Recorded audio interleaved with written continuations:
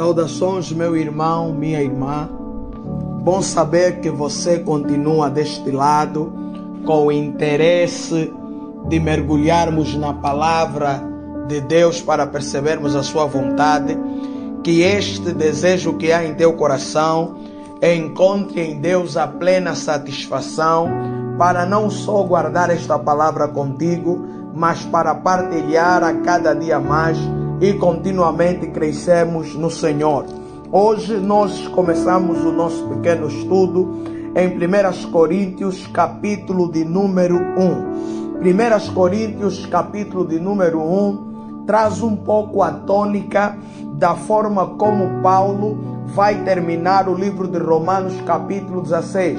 O término do Romanos, capítulo 16, nos traz à memória a ideia de que não se faz nada sozinho. Paulo saudou várias pessoas que com ele cooperaram no ministério, e até era Paulo a falar, mas era outro irmão quem por Paulo escrevia. O ministério é feito em unidade. O ministério é feito na camaradagem. A vontade de Deus, as coisas boas acontecem quando existe união. Este era um dos problemas que estava na igreja de Coríntio. Não havia união. Por isso, ao introduzir a carta, do versículo 1 ao versículo 4, a temática que nós inserimos é santificados em Cristo Jesus pela vontade de Deus. Paulo está a dizer que foi chamado apóstolo pela vontade de Deus. Não foi na sua vontade, não foi no seu querer.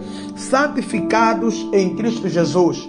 Tanto Paulo era santificado em Cristo Jesus. Os irmãos de Coríntio também eram santificados em Cristo Jesus. E a palavra grega para santificação aqui é agiazo. Agiazo, que seria a palavra para santificar no contexto, seria separar para possessão ou para uso de Deus. Você é santificado, minha irmã. Eu sou santificado, você é santificado, meu irmão.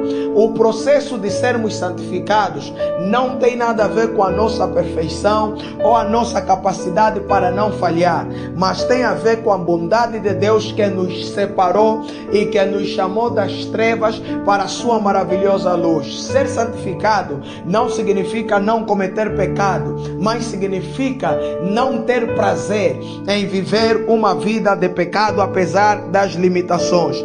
Do versículo 5 ao versículo 9, encontramos o nosso segundo ensinamento, que seria que os irmãos de Coríntios, assim como muitos de nós, eram enriquecidos em toda a palavra.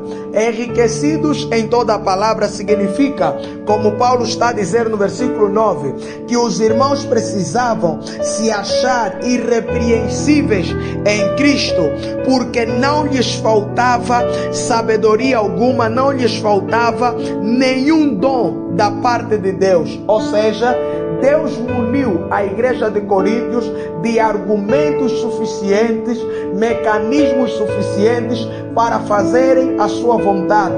Eram cheios de dons, eram cheios de frutos, eram cheios da graça de Deus para operar a sua vontade.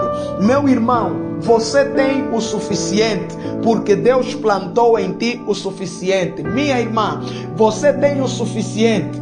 Deus plantou em ti o suficiente. Às vezes pensamos nós que Deus escolheu apenas alguns. Às vezes pensamos nós que não somos dignos de fazer determinadas coisas, mas isso não é verdade.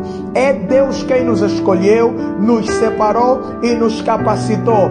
E se Ele nos manda fazer alguma coisa, é porque Ele nos deu capacidade para fazer, e não temos falta alguma. Como disse Davi, o Senhor é o meu pastor e de nada teremos falta. Olhamos para a terceira lição que aparece no versículo 10, que qual é? A lição é: o corpo de Cristo caminha e funciona unido. Este era um dos grandes problemas na igreja de Coríntio. Olha que Paulo está a dizer da família de Cloé, está a falar a respeito dessa família, que esta família é que fez a denúncia, esta família é que anunciou a Paulo o que estava a acontecer. Então, se quisermos fazer um gancho, vamos perceber pelo versículo 11 a seguinte lição: denúncia para a salvação e não fofoca para a difamação. A família de Cloé, esses irmãos, quando se reuniram para fazer chegar o estado de Coríntio a Paulo, não é porque queriam desprezar ou porque queriam alarmar fofoca, não. Pelo contrário, eles sabiam que a igreja não foi feita para andar naquela direção e que alguma coisa precisava mudar. E como reconheciam a graça de Deus na vida de Paulo, então comunicaram, porque sabiam que Paulo tinha poder de influência sobre aquele povo para os mostrar na direção certa. Por isso, a outra lição aqui é: precisamos nos despertar para aprendermos a fazer denúncias a respeito daquilo que vai mal na igreja, daquilo que vai mal na família, daquilo que vai mal com os nossos amigos e familiares. Mas quando usamos aqui o termo denúncia, nós estamos a dizer conversar com as pessoas certas a respeito dos problemas dentro da igreja, dentro da família, dentro do trabalho. Conversar com aquelas pessoas que realmente podem ajudar, que realmente podem fazer a diferença. É triste hoje ver crentes que gostam de um bom assunto, gostam de difamar e de ter a vida dos outros estendidas na praça. Mas não era assim o hábito desses irmãos que foram ter com Paulo. Muito pelo contrário, o hábito deles era um hábito santo que visava ajudar a igreja de Cristo. Por isso, a igreja de Cristo não caminha nem funciona desunida. O corpo de Cristo caminha e funciona na unidade. Coríntio estava em problema. Por quê? Porque uns diziam que são de Paulo, outros que são de Apolo, outros que são de Pedro. Mas Paulo está a dizer: isto não é assim. Todos nós somos de Cristo. Ninguém aqui tem partido nenhum. Ninguém aqui se agarra a nenhuma outra fonte de graça, senão somente Cristo. E isso está a acontecer muito no dia de hoje, que até me preocupa. Quando eu me converti, eu nunca tinha ouvido falar nem de Calvino, nem de Armínio. Mas hoje, quando você fala para algumas pessoas que é crente, que é cristã, logo a pergunta é: acredita ou não na predestinação? Salvação se perde ou não se perde? Os crentes de hoje em dia, e claro que não generalizo, mas muitos crentes estão a dividir Cristo. E Paulo pergunta se Cristo está dividido. Hoje as pessoas estão a discutir Cristo em duas vertentes: se você é de Cristo, ou é de Calvino, ou é de Armínio. Eu não me lembro de Cristo ter instituído isto a seu respeito. Respeitamos qualquer estudo teológico que seja levado a cabo, respeitamos qualquer investigação que seja levada a cabo. Isso é bom para a nossa edificação. Mas o problema é quando estas nuances teológicas começam a ser elevadas no padrão de salvação, no padrão de dogma para a salvação e no padrão de dividir Cristo em várias partes conforme entendem. No entanto, o que buscamos aqui é unidade.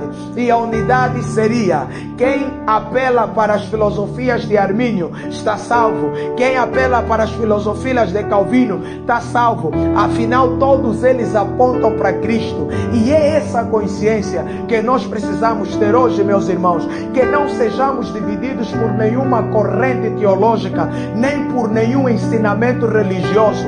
Que a Bíblia seja soberana sobre nós e o poder de Deus se aperfeiçoe em nossas fraquezas. E a quinta lição que daqui extraímos, nesse caso, seria que Paulo está a dizer que eu venho vos pregar o Evangelho não em sabedorias de palavra.